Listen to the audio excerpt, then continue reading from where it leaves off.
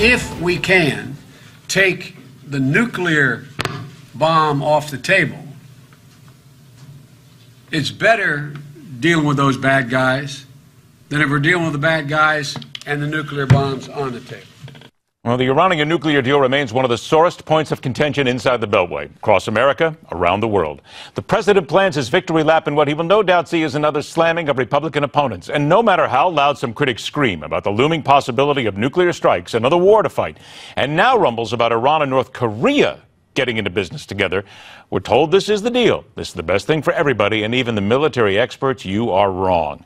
So let's get to it. Director of Global Initiative on Civil Society and Conflict, former intelligence officer, former advisor to General David Petraeus, Lieutenant Colonel Derek Harvey. Lieutenant Colonel, there it is, right to you, in your face. I hate to put it this way, but here's the president, here's Joe Biden, here's everybody else saying, Lieutenant Colonel, you don't know what you're talking about. You're completely wrong on this deal. How do you answer that if they look you in the eye and say that? Well, I don't think they've taken the nuclear weapon off the table. They've not changed the behavior of Iran. Iran has said that the deal does not apply to their ballistic missiles or their arms sales, development programs, or their behavior in the region, and they still declare us the enemy and that they're going to destroy Israel. So I think they're convincing themselves of something that isn't what you and I see when we look at the region. I think the American people see what is going on, and I think, this is a fantasy land that the administration is working in. By the way, I apologize on the change of your rank from lieutenant colonel to colonel. I will now go ahead and make it proper in colonel. My military father would absolutely admonish me for that, but I'll make sure that I get it right. So let's look at a couple of facets here then. John Kerry says, wait a minute, all right, look, Iran will continue to back terrorist groups across the globe. He's now admitting it. But now they're saying, well, don't worry about it. We'll boost what happens in the Gulf state. We'll send Israel weapons. We'll send our friends weapons. Colonel, I'll tell you, this just looks like America. All they're doing is helping to ratchet up everything in the Middle East. We cut this deal. Now we're going to arm you. We'll arm this guy. We'll arm this guy. When does it stop? Well, it's not going to stop. It's going to lead to proliferation in the region, but importantly, it's going to enhance the power and influence of Iran. They're going to acquire sophisticated anti-ship missiles, both land-based and sea-based. They're going to acquire sophisticated torpedoes, and they're going to develop a better air force and better air defense system, all of which threatens the U.S. fleet operating in the region, our air force, and our friends. This is a bad deal just on the conventional side of things. All right, now here's Secretary of State John Kerry, and earlier this week he said that rejection of the deal, and this is an argument I know you've heard and many people have heard, will weaken the standing of America around the world. Here's how he put it.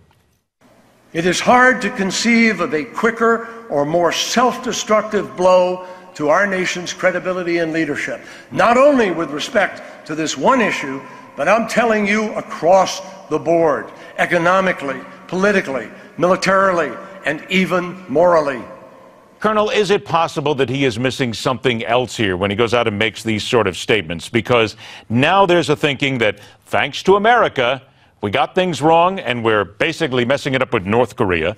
We're getting things wrong here. We're really getting it wrong with Iran. Is it possible now that what the Secretary and other people are missing is we're putting them closer together? In one sense or another, we're actually getting Iran and North Korea close to where North Korea can be the one to help Iran with those nuclear weapons. Well, in point of fact, Iran and North Korea have worked together for many years, not only on missiles, but on other research activities to include nuclear. That's a fact. It has gone on for a better part of 16 or 17 years. Is it getting worse, though? I guess there's the point right now. The fact that we failed with North Korea, we're only aggravating the situation there, and this nuclear deal is so bad that we are an attempt, or in essence, accelerating the relationship between them and making it even more likely that there will be a nuclear weapon delivered from North Korea to Iran. Well, I don't think it has to be delivered from North Korea. I think we're providing the pathway for Iran to develop its own industrial strength capability that will only require a few weeks for breakout to take effect at the end of the 15 years. The scientific knowledge, the know-how, the capabilities, the new technologies, the modernization of the refinement processes, it is all going to be there. along with a delivery capability that will be enhanced because there are no longer sanctions on ballistic missiles. And when the vice president or the president talk about how this could damage American prestige and leadership in the region, let's remember, over the last 6+ years, it is this administration that has undermined its allies, alienated its friends, created security vacuums both in East Asia, North Asia, Central Asia, and the Middle East, which has led to what Secretary Madeleine Albright saying that the world is a mess. And the world is a mess because the United States has not exhibited any leadership the last 6 years. And you mentioned Asia, and I only got about 40 seconds left, but I need to mention this. China, 300,000 troops are cut. They are now moving a little bit more from basically going to advanced sea and air forces, which require fewer personnel. Are we missing the boat here and not considering China to be the real danger? China is realigning and reorienting its military. We are very concerned about it, and the Department of Defense and the National Military Strategy states that we are having an Asian pivot out of the Middle East and elsewhere to focus on this emerging China threat. You're right. Air, ballistic missiles, sea, denial capabilities, more advanced technology and joint capabilities are all what the Chinese are looking to produce, a more effective, smarter force. And the next president better be ready to deal with this because it's going to be right on her or his desk right from the very first day. Colonel Derek Harvey, always a pleasure, my friend. Thanks so much for joining us. I'll look forward to talking to you again soon. Have a great weekend. Next up, let us attempt to bring some common sense to those who believe they can save their own lives via the internet and stop paying huge fat fees to the pharmacies. It's next on The Hardline.